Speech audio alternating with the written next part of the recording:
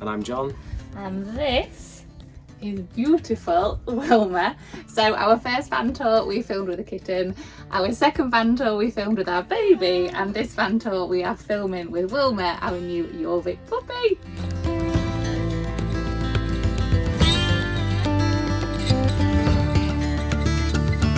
So John, well, I'll let you explain. How did you first get into van building and all of that? Yeah, so it wasn't as big as it is today. When I first started, I built my own van from scratch. There was, watching YouTube, mainly.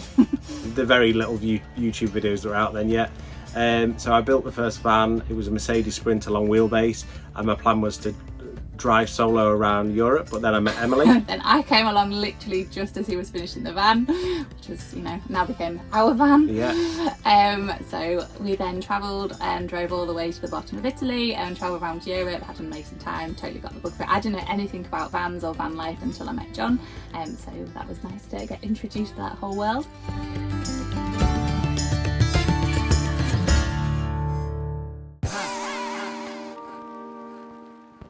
I'm Nate Murphy, and I have literally just bought this van to show you how to build a van. We have made a really detailed course which will help you go from this to this. You will learn everything you need. We help you specify your electrical system, and you'll be able to access the community all building their own vans at the same time.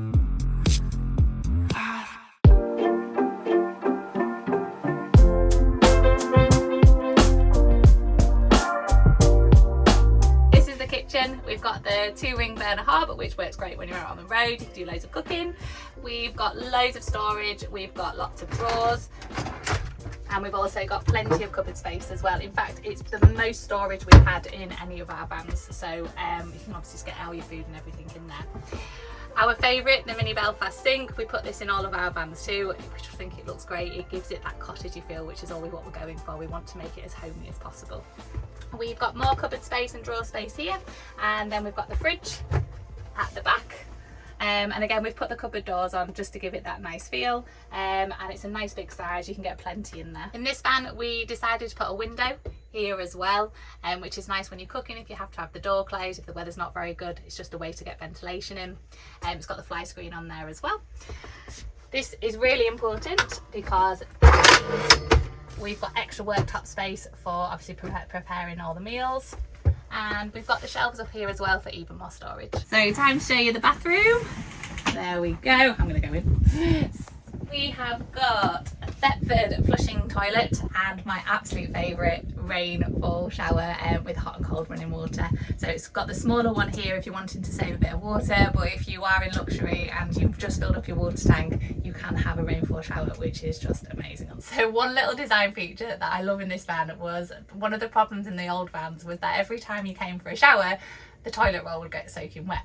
So they thought of a solution, and we have this, and it's a lovely toilet roll protector, and literally obviously you just fold it down, fold it up, and then the toilet roll never gets wet. It's amazing. In all our vans now we have gone for the fixed double bed at the back. In our original van you might have seen that we had the fixed single bed, and the bed at the front turned into a double bed, but every night we had to get all the bedding out and it was just a bit of a faff. So we just kind of promised ourselves after that we would always have a fixed double bed at the back, and we've got this one and we just love it. It's amazing.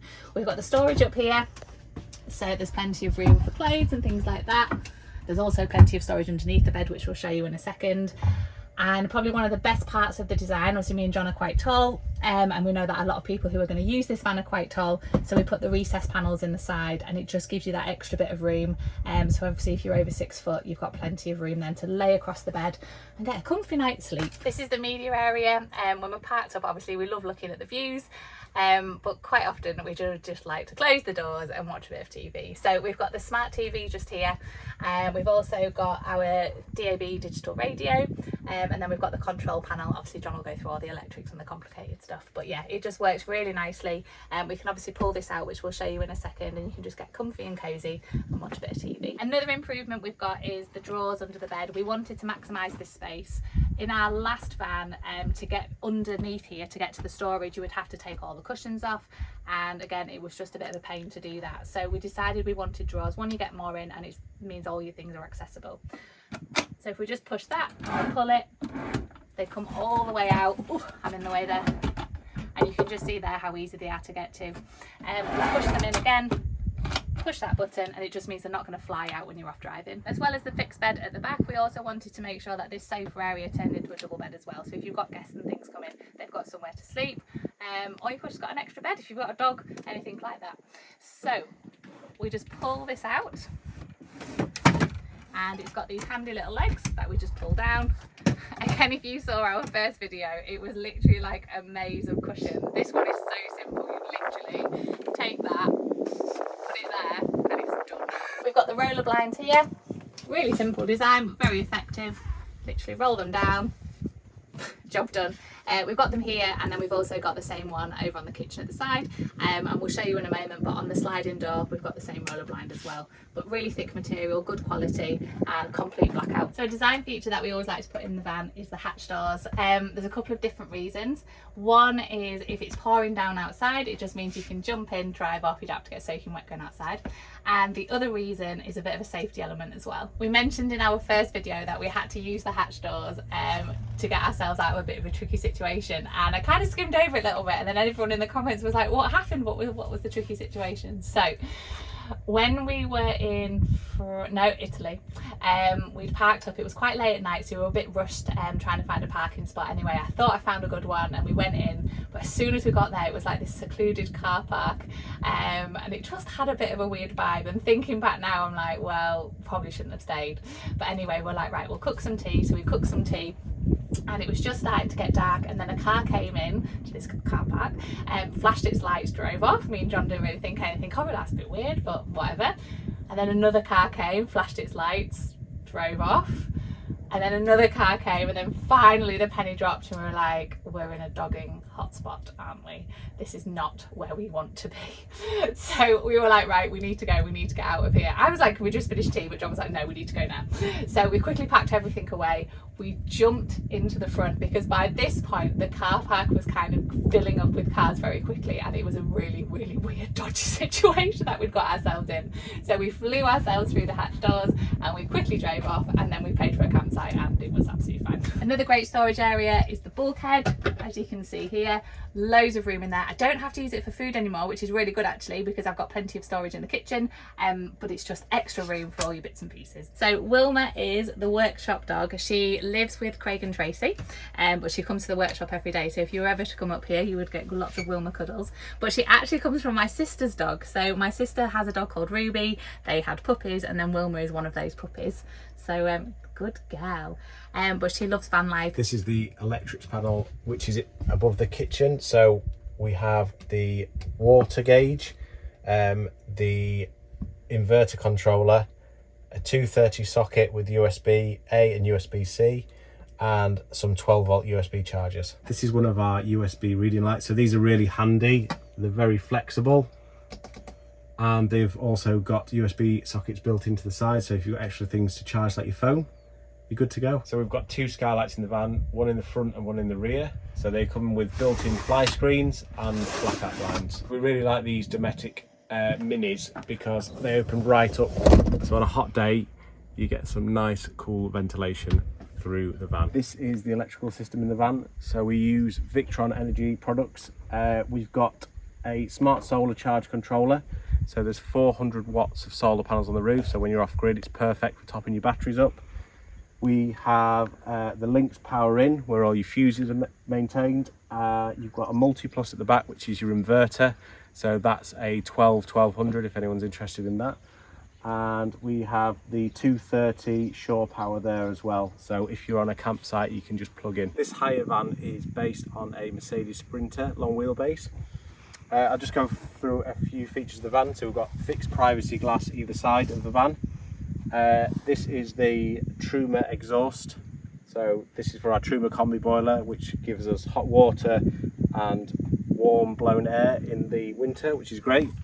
Down here we have the freshwater filler point. So in previous vans, or should I say the first van, we put this on the inside, which was a massive mistake because it used to spit out water and soak the van. So this one, it can just dribble outside if it needs to. On this fan, we've put a stealth hookup in. So this is a smaller version of your traditional 230 hookup with the 3 pins. As you can see, it's a much smaller version and it's nice and stealthy. So when you're on campsites, you just plug in there. This is the oval window, which is from the kitchen. So as Emily mentioned earlier, it slides open and it has a fly net inside, which is great for letting your cooking smells out, and it gives general ventilation within the van. We've got another fixed privacy screen window here. Again, lets lots of light in the van when you're parked up. This is the LPG filler point. So if you're out on the road and you need to fill up your gas, it's a nice cheap way of doing it. It wasn't as big as it is today. When I first started, I built my own van from scratch. Then after that, lockdown came and you teamed up with my brother. Yes, I did. So we decided we would build a van as a trial. We wanted to start a business, something new. Emily's brother had been made redundant at the time, so it was perfect to utilise his skills and my knowledge of building vans. And we posted some videos and some photos of our first trip, and we got loads of lovely feedback, which we really appreciated, and we thought, you know what, let's just give it a go, and we did. And the business has just grown and gone strength to strength. We've now got a workshop full of vans, so if you need a van conversion, let us know. And this one that we're showing you today is one of our hire vans. So yeah, and if you want to hire it, it's called the Sandy. And actually, can I say about the name as well? Yeah, tell them about the name. So the name Sandy, so my granddad was called Sandy, and this is named after him, and he unfortunately died, but in his memory we wanted to do something, so we set up the business and we named this van after him, and he loved van life and watching our travels and all of that. So he was an adventurer, wasn't he? So yeah, he certainly was. He'd be absolutely mortified that his name had been used, because he was a very modest man who didn't like a fuss, but yeah, so it's just a really nice kind of thing to honour him as well.